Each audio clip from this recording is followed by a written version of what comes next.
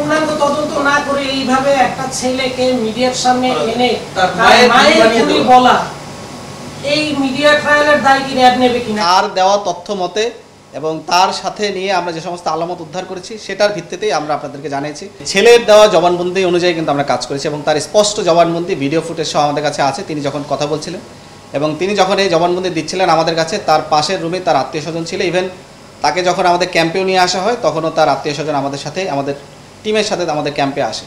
এরপরও তদন্তের স্বার্থে তদন্তে বিভিন্নতা থাকতে পারে, তদন্ত বিভিন্নতার মোড় হয়।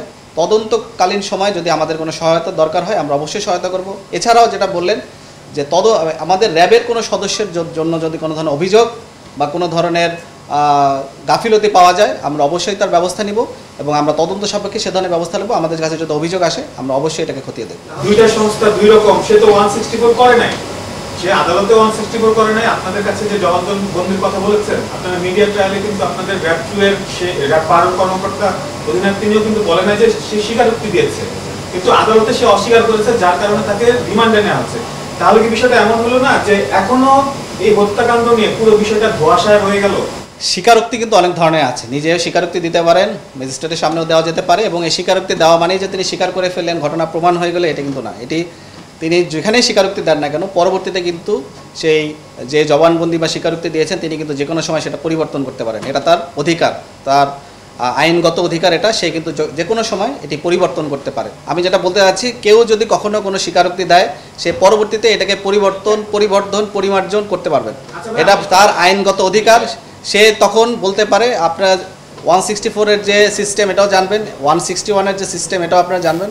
আপনারা অনেক ভালো সাংবাদিক, আমার থেকে বেশি জানেন। কিন্তু আমি যেটা বলতে চাই, আমাদের কাছে তিনি যে ধরনের তথ্য দিয়েছিলেন এবং যে সমস্ত আলামত আমরা তাকে উদ্ধার করেছিলাম তার ভিত্তিতেই মূলত আমরা এটাই করেছিলাম। এরপরেও আমাদের যদি কোনো গাফিলতি থাকে এটি একটা তদন্তাধীন বিষয়, উভয় সংস্থায় তদন্ত করছে। আমরা পুলিশের সাথে সহায়তা করব। পুলিশ আমাদেরকেও যদি তাদের দরকার হয় আমাদের সাথে যোগাযোগ করতে পারে, কিন্তু তদন্তে যদি আমাদের কোনো গাফিলতি হয় এবং এই গাফিলতিতে যেই এটার দায় হবে তাদের বিরুদ্ধে আমরা ব্যবস্থা নেব। পূর্ণাঙ্গ তদন্ত না করে এইভাবে একটা ছেলেকে মিডিয়ার সামনে এনে মায়ের খুনি বলা, এই মিডিয়া ট্রায়ালের দায় কি র্যাব নেবে কিনা? আর দেওয়া তথ্য মতে এবং তার সাথে নিয়ে আমরা যে সমস্ত আলামত উদ্ধার করেছি সেটার ভিত্তিতেই আমরা আপনাদেরকে জানিয়েছি। মিডিয়া ব্রিফিংটা কিন্তু মূলত একটা সামাজিক সচেতনতামূলক কাজ, একটা প্রিভেন্টিভ মেজার্সের একটা অংশ হিসেবে নিবারণমূলক যে কাজ, মানুষ যাতে এখান থেকে শিক্ষা নেয় এবং আমাদের যে অপরাধমূলক কার্যক্রম আছে সেখান থেকে আমরা যাতে সচেতন হই, এটাই কিন্তু একটা উদ্দেশ্য। এটা কিন্তু অন্য কোনো উদ্দেশ্য না। মানুষকে সচেতন করা এবং নিবারণমূলক যে কার্যক্রম তারই অংশ হিসেবে মূলত আমরা এটাকে কাজ করি। আপনি কখনোই বললেন পুলিশ ভুল তথ্য দিয়েছে। এই তদন্ত এটা এখন যেটা বলা হচ্ছে এটা পূর্ণাঙ্গ তদন্তের পর অন্য কিছু বের হতে পারে। এটা একটা ডাইনামিক্স, একটা বিষয়বস্তু তো পুরোটাই চেঞ্জ হয়ে গেছে। বিষয়বস্তু কিন্তু পুরোটাই চেঞ্জ হয়ে গেছে। আমি আপনাদেরকে স্পষ্ট করে বলতে চাই, র্যাবের এই তদন্তে যদি কোনো গাফিলতি থাকে এবং কোনো ধরনের যদি আমাদের তথ্যগত বা প্রক্রিয়াগত কোনো ধরনের ভুল থাকে এবং এই প্রক্রিয়ার সাথে যদি কেউ দায়ী হয় তার বিরুদ্ধে যথাযথ ব্যবস্থা গ্রহণ করা হবে।